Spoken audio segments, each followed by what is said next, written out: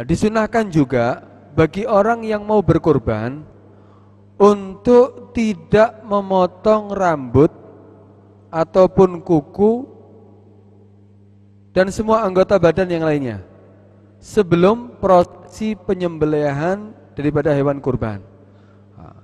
Jadi kita ketika sudah ada niatan untuk berkurban, mulai tanggal 1 Dzulhijjah sudah disunahkan untuk tidak memotong kuku, rambut ataupun yang lainnya yang disunahkan untuk dicukur biasanya. Sampai kapan? Sampai kita sembelih daripada hewan kurban kita.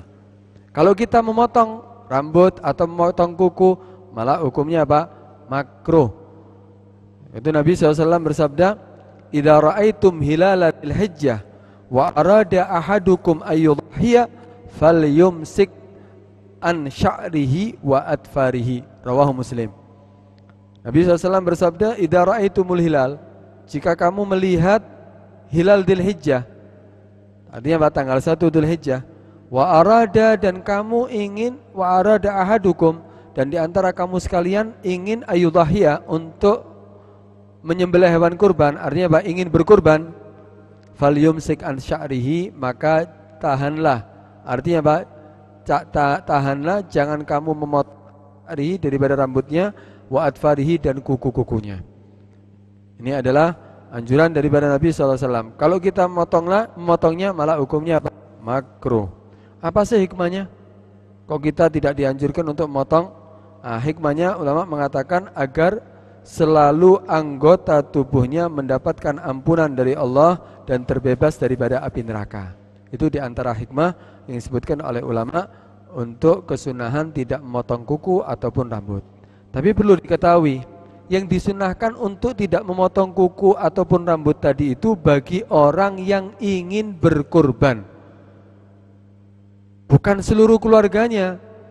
Karena itu ketika ada satu keluarga, satu orang yang mengeluarkan untuk berkurban, satu orang yang ingin berkurban, artinya apa? Sunnah kifayah di dalam satu keluarga. Akhirnya satu keluarga tadi itu ada ayahnya ingin berkurban, maka apa? Itu menjadi sunnah kifayah. Kemarin sudah kita jelaskan apa itu sunnah kifayah. Kemudian untuk yang orang tuanya tadi itu, ayahnya, ketika ada keinginan untuk berkurban tadi itu, mulai tanggal 1 Dzulhijjah sudah disunnahkan untuk tidak memotong kuku, rambut atau yang lainnya. Tapi bagi keluarga yang lainnya, istrinya, anaknya, keluarganya yang menjadi kewajiban yang dinafkahi oleh dia, maka hukumnya apa? Hukumnya tidak disunahkan untuk tidak memotong, tidak disunahkan untuk tidak memotong daripada kuku atau rambutnya. Artinya yang disunahkan itu bagi orang yang ingin berkurban. Dan itu ada pembahasan nanti gini, apakah kita boleh menyembelih hewan kurban diniatkan untuk orang yang sudah meninggal? Nanti kita akan bahas. Di situ diperbolehkan ya kalau memang orang yang sudah meninggal tadi pernah berwasiat untuk berkurban. Seandainya orang tuanya sebelum meninggal mengatakan, kamu kalau punya rezeki nanti niatkan untuk aku ya ketika berkurban. Artinya wasiat. Maka boleh bagi anak untuk menyembelih hewan kurban diniatkan untuk mayit, untuk orang yang sudah meninggal tapi dia sudah pernah wasiat. Ketika seandainya saya niat untuk orang tua saya sudah pernah wasiat, maka ketika saya ingin, sudah saya sediakan satu kambing untuk disembelih, untuk diniatkan untuk orang tua saya, tapi saya sendiri tidak berkurban, apakah disunahkan bagi saya untuk tidak memotong rambut, tidak memotong kuku, padahal itu kurban untuk niatnya untuk orang tua? Maka tidak disunahkan bagi saya untuk tidak memotong rambut. Itu kesunahan ya, ketika niatnya berkorban untuk orang tua berarti bukan untuk saya. Karena itu ya, itu adalah disunahkan bagi orang yang ingin berkorban. Itu adalah kesunahan yang sangat dianjurkan oleh Nabi SAW. Kemudian ketika menyembelih hewan kurban, disunahkan kalau dia mampu untuk menyembelih sendiri, maka hukumnya disunahkan dia sendiri yang menyembelih.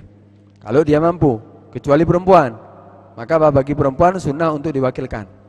Nah, bagi yang mewakilkan, seandainya ya dia laki tapi tidak bisa, akhirnya diwakilkan, atau dia perempuan akhirnya diwakilkan, maka disunnahkan walaupun dia mewakilkan kepada yang lainnya, disunahkan untuk menyaksikan daripada penyembelihan hewan kurban, ikut melihat.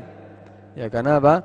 Karena hukumnya disunahkan melihat daripada hewan kurban yang mau dikurban atau mau disembelih.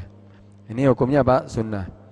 Kemudian kalau ada pemimpin daerah, di situ pemimpin daerah ada kas negara, ya ada kas negara. Nah, kalau kas negara itu ya fungsinya untuk manfaat umum, seandainya manfaat daripada umum yaitu masyarakat. Nah, disunahkan bagi pemimpin, ya, imam atau pemimpin daerah untuk menyembelih hewan kurban diambil dari Baitul Mal, yaitu dari negara. Itu pun jika ada. Ya untuk siapa? Untuk kaum muslimin. Itu hukumnya apa? Sunnah.